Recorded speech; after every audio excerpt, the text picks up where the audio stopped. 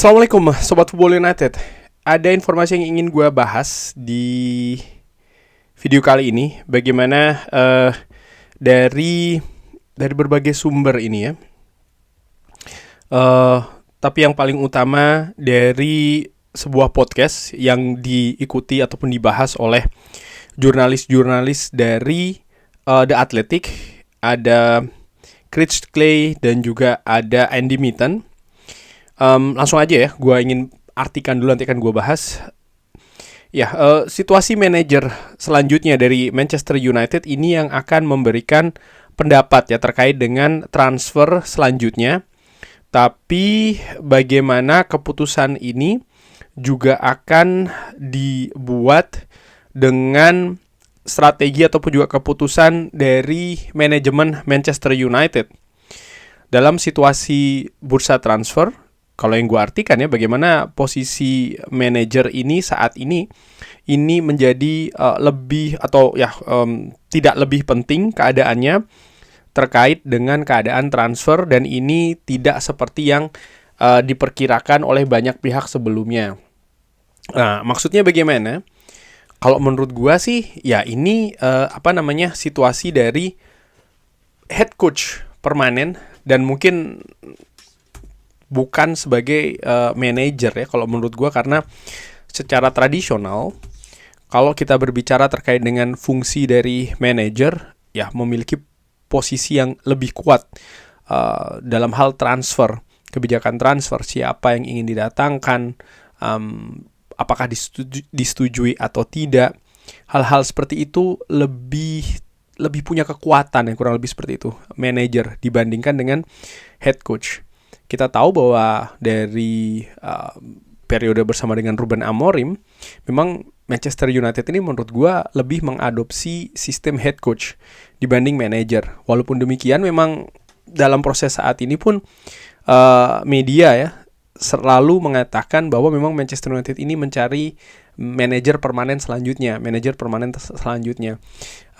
Gue juga ingat bagaimana Ruben Amorim di periode-periode akhirnya bersama dengan Manchester United kan seperti kayak ingin menegaskan bahwa posisi dia adalah seorang manajer, bukan head coach. Tapi kalau kita tarik kurang lebih ya hampir setahun sebelumnya, Manchester United memang mendatangkan seorang head coach dengan fungsi yang berbeda terkait dengan kebijakan transfer. Dan Chris Clay ini dari The Athletic mengatakan ya memang posisi manajer selanjutnya dari Manchester United ini juga ikut memberikan semacam kayak pendapat, tapi bukan pendapat yang menentukan.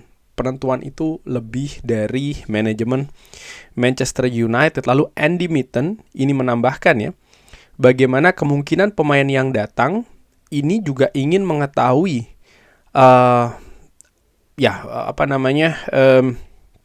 siapa yang akan menjadi head coach dari Manchester United selanjutnya. Mereka ingin mengetahui kalau nama tersebut ya, manajer Manchester United tersebut bisa mengembangkan mereka sebagai seorang pemain. Lalu gaya sepak bola apa yang akan dimainkan, dan apakah mereka akan memiliki kesempatan untuk bermain. Andy Mitten secara spesifik mengatakan ya, dia mengetahui informasi ini karena dia berbicara dengan orang-orang yang mengetahui hal-hal ini, termasuk juga dengan para agen.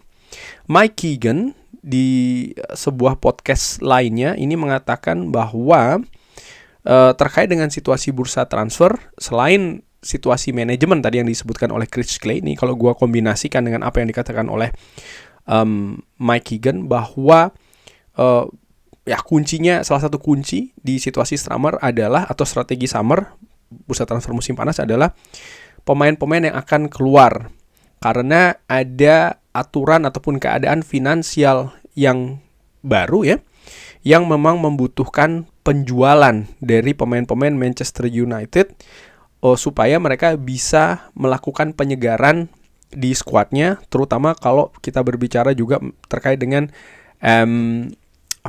prioritas ya, yaitu adalah lini tengah, yang disebutkan juga ini situasi yang kurang lebih sama dengan bursa transfer musim panas tahun lalu, di mana memang Manchester United butuh keseimbangan antara pemain yang keluar untuk bisa mendatangkan pemain, kurang lebih seperti itu, karena memang keadaan keuangan yang tidak leluasa, yang membuat Manchester United tidak leluasa untuk bergerak di bursa transfer musim panas. Dan hal ini kalau dikombinasikan dengan apa yang dikatakan oleh Chris Clay sebelumnya dari The Athletic, ya memang ini merupakan ranah dari manajemen Manchester United, sehingga misalnya siapapun yang menjadi head coach dari Manchester United ataupun manajer, katakanlah seperti itu ya, dengan kewenangan yang berbeda untuk rekrutmen di bursa transfer, situasi finansial seperti ini jelas tidak mereka ketahui secara lebih detail, lebih dalam.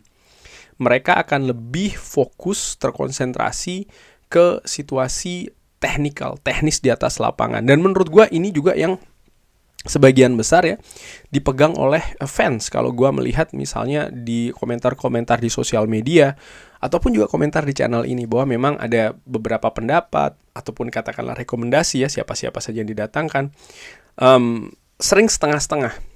Apakah secara teknikal dengan menyebut memang beberapa nama yang menurut gue punya kualitas yang luar biasa, tapi bagaimana dari sisi finansial? Ataupun sebaliknya, ada juga pendapat yang mengasumsikan misalnya situasi finansial ya, dari harga dari pemain kira-kira seperti apa, mungkin bukan pemain yang premium tapi tidak terlalu mahal, sementara keadaan dari keuangan Manchester United yang sesungguhnya saat ini ada, ya menurut gue tidak ada yang tahu secara pasti melebihi menurut gue dari manajemen Manchester United. Sehingga kalau head coach itu sudah ditunjuk, mungkin dia akan memberikan rekomendasi, tapi apakah rekomendasi itu dituruti oleh manajemen, ini belum tentu sebuah kepastian. Di sisi lain, pemain-pemain yang diincar itu juga butuh tahu siapa nama yang akan menangani mereka. Ini sudah pernah gue bahas dan sekali lagi pun juga dikonfirmasi oleh Andy Mitten ya, bahwa ya mereka butuh tahu juga nih siapa yang akan mengembangkan, apakah nama tersebut kira-kira bisa tidak mengembangkan rekrutmen dari Manchester United atau pemain yang diincar oleh Manchester United. Mereka akan memiliki peran seperti apa, apakah sebagai pemain utama ataukah pemain rotasi, sistem permainannya akan seperti apa, apakah sesuai dengan karakter mereka atau tidak. Hal-hal seperti itu yang lebih berbau teknis ya, mereka pun juga butuh tahu, mereka butuh juga mengerti informasinya seperti apa. Dan saat ini menurut gue itulah kekurangan dari Manchester United dengan keadaan bersama dengan Michael Carrick, artinya status interim ini tidak ada kepastian. Nah, kita juga mengetahui ataupun juga sering gue sampaikan di channel ini bahwa memang arah dari manajer ataupun head coach permanen dari Manchester United lebih kencang saat ini ke Michael Carrick. Dengan demikian, apakah misalnya ya lebih baik Michael Carrick dipermanenkan saja sehingga ada kepastian terkait dengan rekrutmen itu bisa lebih tegas? Ada sebuah sumber lainnya yang juga gue pernah baca bahwa Manchester United ini belajar juga dari situasi dengan Ole Gunnar Solskjaer. Ini sudah pernah gue bahas juga ya beberapa kali, bahwa ketika Ole Gunnar Solskjaer itu ditunjuk sebagai caretaker, Manchester United fantastis, tidak terkalahkan, berturut-turut mendapatkan kemenangan. Tapi momentum ketika Ole Gunnar Solskjaer ini dirubah statusnya di tengah musim yang belum selesai menjadi manajer permanen, lalu performa dari Manchester United ini tidak sama lagi. Hasilnya pun juga seperti itu, yang akhirnya membuat Manchester United, kalau gua salah tolong dikoreksi ya, tidak bisa mendapatkan tiket Liga Champions di musim itu. Sesuatu yang manajemen Manchester United ingin hindari ya kali ini, karena sangat penting bagi Manchester United bukan hanya berlaga di kompetisi Eropa tapi juga bisa berlaga di Champions League. Ini incaran utamanya dan memang kesempatan itu sangat terbuka lebar. Nah, akankah manajemen Manchester United misalnya berlaku seperti kayak memasang dua kaki, di kaki yang lainnya Manchester United belum akan mengkomunikasikan secara resmi bahwa Michael Carrick adalah yang permanen. Tapi di sisi lain, ketika mereka mulai membuka pembicaraan terkait dengan pemain-pemain incaran, mereka bisa melakukan komunikasi yang lebih mengarahkan bahwa namanya selanjutnya adalah Michael Carrick. Ini juga menarik. Nah, terkait dengan misalnya posisi-posisi yang butuh diperkuat ataupun nama-nama rekomendasi, gue pikir bukan tidak mungkin Michael Carrick ataupun staf kepelatihan dari Michael Carrick juga sudah mulai mendiskusikan hal ini dengan manajemen Manchester United. Menurut gue timing ya, dalam hal ini mungkin juga kecepatan memulai proses, ini juga merupakan sebuah kunci kesuksesan Manchester United di bursa transfer musim panas nanti. Dan ini kan sebenarnya juga sudah pernah dilakukan di bursa musim panas tahun lalu. Sehingga Manchester United, gue tidak heran sih kalau mereka sebenarnya di belakang layar sudah memulai nih proses-proses untuk mendekati target-target dari yang ingin mereka datangkan di bursa transfer musim panas nanti. Kurang lebih seperti itu. Bagaimana menurut Sobat Football United? Seperti biasa, drop di kolom komen. Terima kasih sudah menyaksikan. Jangan lupa like, sholat, dan juga subscribe. Wassalamualaikum warahmatullahi wabarakatuh. Thank you.